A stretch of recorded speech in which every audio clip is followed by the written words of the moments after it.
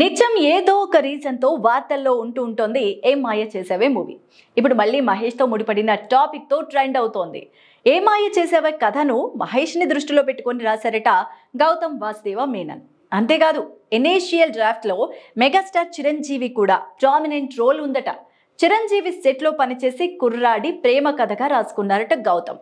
అయితే కథంతా విన్న మహేష్ మాత్రం, సారీ సార్, మన కాంబో అంటే యాక్షన్ ఎక్స్పెక్ట్ చేస్తారు, ఈ స్టోరీ వద్దు అని చాలా సున్నితంగా తిరస్కరించారట.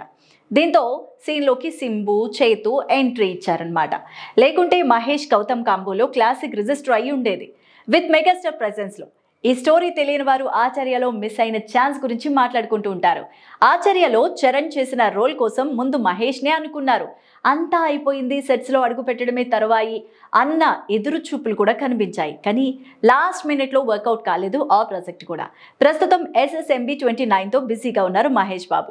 ఇండస్ట్రీలో తన తర్వాత ఆ కుర్చీకి పర్ఫెక్ట్ హీరో మహేష్ అంటూ మెగాస్టార్ గతంలో చెప్పిన మాటలను మరోసారి అభిమానులంతా కూడా గుర్తు చేసుకుంటున్నారు.